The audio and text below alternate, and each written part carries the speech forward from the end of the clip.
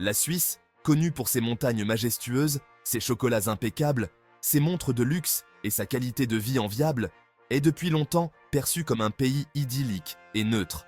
Pour beaucoup, elle symbolise la richesse, la paix et une beauté immaculée, nichée confortablement au cœur de l'Europe. Cependant, derrière cette image soignée, la Suisse recèle des histoires moins connues et des controverses cachées qui révèlent une facette plus sombre de cette nation en apparence parfaite. L'un des aspects les plus controversés de la Suisse est sa longue histoire de pratiques bancaires secrètes.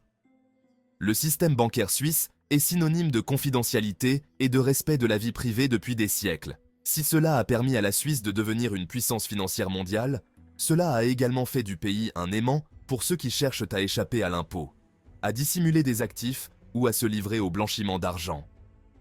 Le secret bancaire suisse, inscrit dans la loi jusqu'à des réformes récentes, était farouchement protégé, ce qui rendait difficile pour les gouvernements étrangers de poursuivre les fraudeurs fiscaux ou les personnes impliquées dans des activités illégales. Pendant des décennies, les banques suisses ont été le refuge de prédilection des particuliers fortunés, des politiciens corrompus et des criminels organisés pour placer leur argent hors de portée de leur pays d'origine. Des affaires très médiatisées, impliquant des comptes cachés d'élites mondiales et des malversations d'entreprises, ont terni la réputation de la Suisse en tant que centre financier.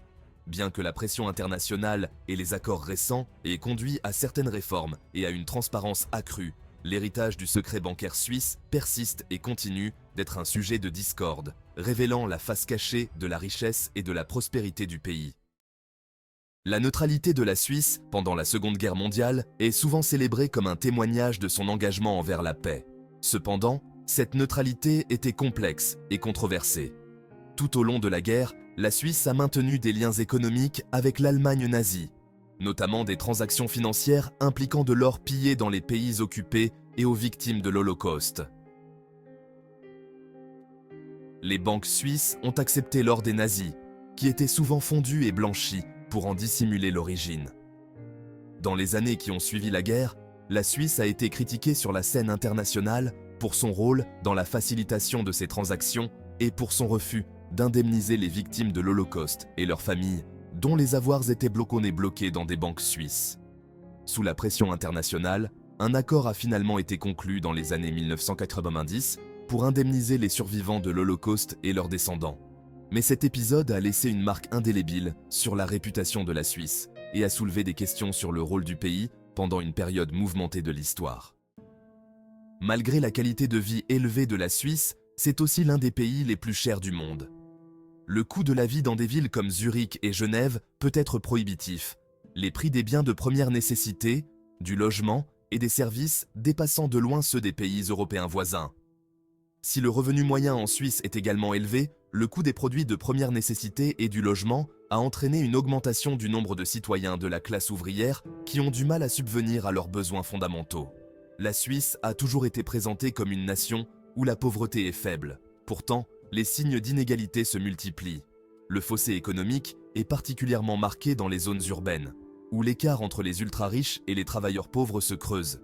Si le filet de sécurité sociale est solide par rapport à de nombreux pays, certains groupes marginalisés, notamment les immigrés et les familles monoparentales, sont souvent confrontés à des difficultés financières et n'ont pas accès à un logement et à des soins de santé abordables. Les salaires élevés de la Suisse ont attiré de nombreux migrants, mais le pays a une longue histoire de politique d'immigration stricte et de débats politiques autour du nationalisme. Environ un quart de la population est née à l'étranger, ce qui fait de la Suisse l'un des pays d'Europe où la proportion d'immigrés est la plus élevée. Malgré la contribution de ces immigrés à l'économie et à la société, il existe un fort sentiment de nationalisme qui se manifeste souvent sous la forme de sentiments anti-immigrés. Les électeurs suisses ont adopté une série de référendums qui ont durci les lois sur l'immigration, comme la limitation de la libre circulation des citoyens de l'Union européenne, l'imposition de règles de naturalisation plus strictes et l'interdiction de la construction de nouveaux minarets en 2009, qui visaient la communauté musulmane. Ces politiques ont suscité une controverse internationale et soulevé des inquiétudes quant à l'intégration des immigrés et à la montée de la xénophobie dans le pays.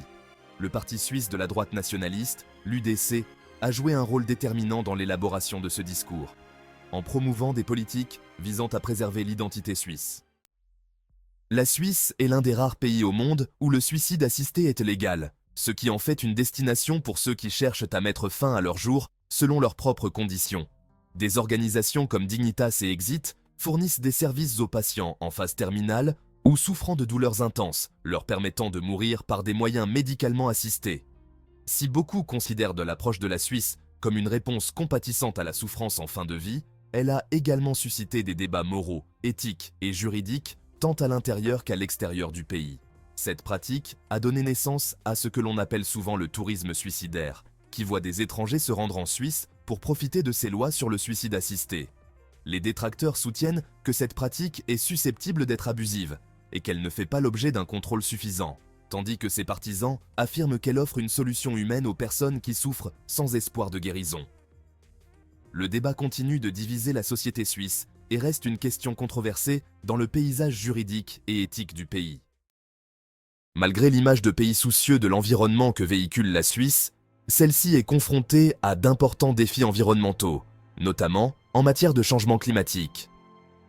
La fonte des glaciers dans les Alpes suisses, qui est en partie attribuée au réchauffement climatique, constitue une menace sérieuse pour l'environnement, le tourisme et les communautés locales. Les lacs et rivières vierges du pays sont également soumis à la pression de la pollution, des déchets industriels et des eaux de ruissellement agricoles. En outre, le taux de consommation élevé de la Suisse, notamment en termes de viande, de biens importés et d'énergie, a entraîné une empreinte écologique importante. Les émissions de carbone par habitant du pays sont supérieures à la moyenne mondiale et, malgré les divers efforts déployés pour promouvoir la durabilité, les écologistes affirment que la Suisse doit faire davantage pour réduire les déchets, diminuer les émissions et protéger ses ressources naturelles. Le système politique de démocratie directe suisse est souvent salué car il permet aux citoyens de s'exprimer directement sur les lois et les politiques par le biais de référendums.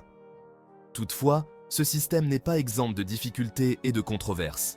Certains affirment que la démocratie directe peut conduire à des prises de décision populistes où des questions complexes sont réduites à des votes simplistes, souvent motivés par des appels à l'émotion ou à la désinformation. Cela a conduit à des résultats controversés, comme l'interdiction de la construction de nouveaux minarets, largement critiqués comme étant discriminatoires.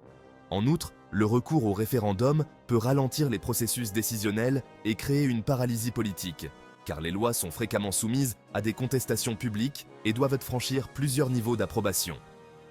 Si la démocratie directe est considérée comme un facteur d'émancipation, elle met également en lumière les difficultés à garantir un vote éclairé et à maintenir l'équilibre du processus législatif.